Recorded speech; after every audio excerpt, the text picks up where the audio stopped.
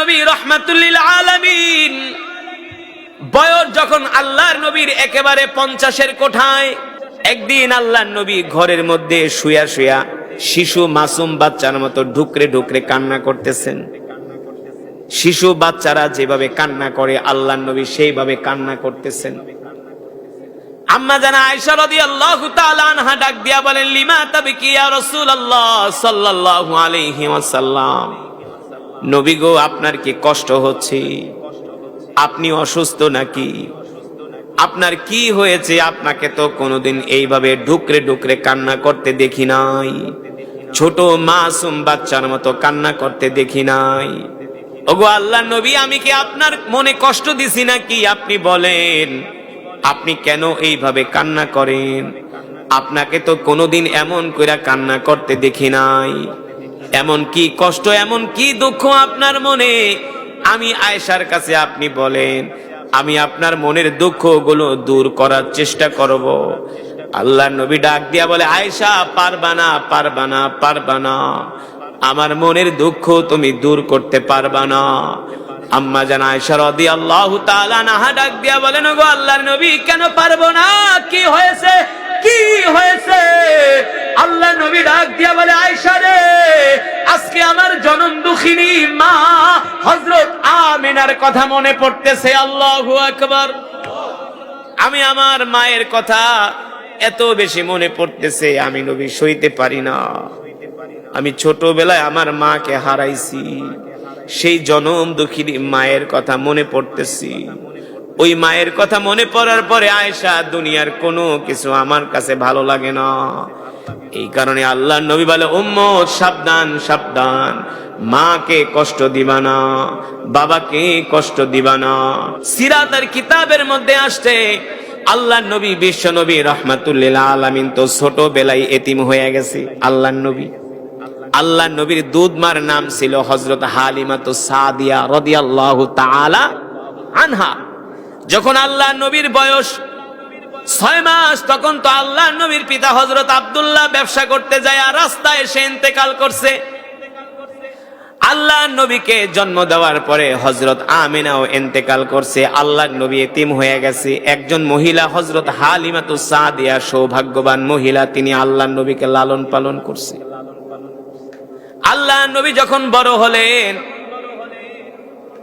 সাহাবায়ে কেরামদের সংখ্যা যখন বাড়তে লাগলো, মাঝে মাঝে হযরত হালিমাতুস সাদিয়া আল্লাহর নবীর দরবারে আসতেন। এই বৃদ্ধ মহিলাকে অনেক সাহাবী চিনত না। হযরত হালিমাতুস সাদিয়া আল্লাহর নবীর দরবারে আসলে বৃদ্ধ মহিলা হালিমাতুস সাদিয়াকে দেখলে আল্লাহর নবী বসা থাকলে তার সম্মানে দাঁড়ায়া যাইতেন। আল্লাহর নবী তার সম্মানে দাঁড়িয়ে যেতেন। বৃদ্ধ মহিলা হযরত হালিমাতুস সাদিয়া আল্লাহ রাসূলের হুজরায় যখন ঢুকতেন, আল্লাহর নবীর সামনে শত শত বড় বড় সাহাবীরা বসা। হযরত আবু বকর, ওমর, ওসমান, আলী, তালহা, জুবাইর রাদিয়াল্লাহু তাআলা আনহুদের মতো বড় বড় জলিল কদর সাহাবীরা আল্লাহর নবীর সামনে বসা।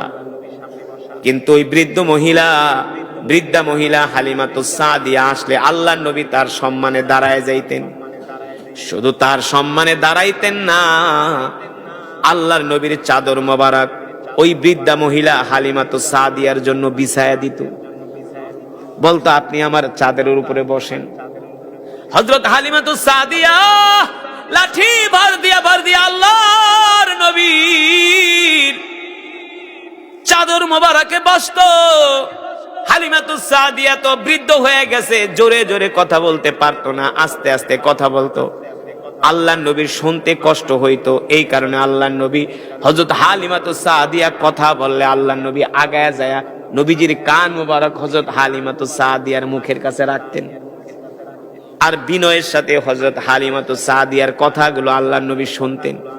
প্রতিটা কথার উত্তর আস্তে আস্তে আস্তে আস্তে ভেঙে ভেঙে কোমল ভাবে দিতেন। আল্লাহু আকবার।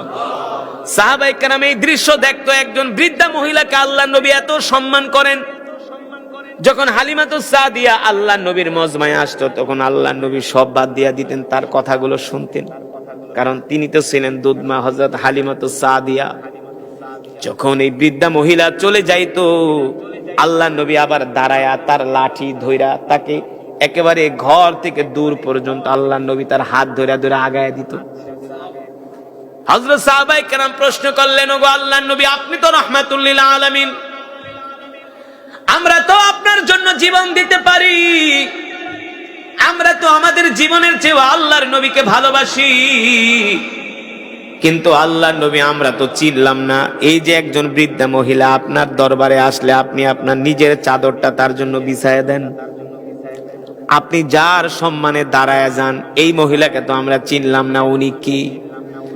আল্লাহর নবী বলে, সাহাবীরা রে, যেই বৃদ্ধা মহিলা আমার বাড়িতে আসে, আমার দরবারে, আমার হুজরাখানায় আসে, তোমরা তো জানো না আমি ছোটবেলায় এতিম হয়ে গেছিলাম, ছোটবেলায় এতিম হয়ে গেছিলাম, আমার মাও ছিল না, বাবাও ছিল না।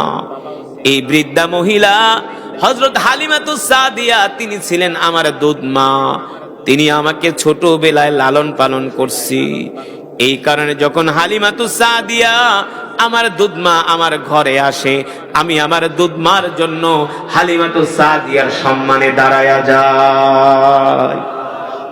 আল্লাহর নবী হযরত হালিমাতুস সাদিয়াকে এত সম্মান করতেন, ভালোবাসতেন।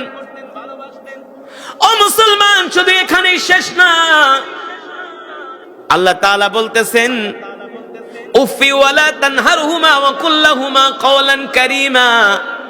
যখন মা বাবা বৃদ্ধ হয়ে যায়, মা বাবার সাথে ধমক দিয়া কথা বলবা না, মা বাবার সাথে কোমল ভাষায় কথা বলবা, নরম ভাষায় কথা বলবা, কারণ তুমি তোমার মায়ের গর্ভে একদিন না, 2 দিন না, 3 দিন না, তুমি তোমার মায়ের গর্ভে 10 মাস 10 দিন ছিলা।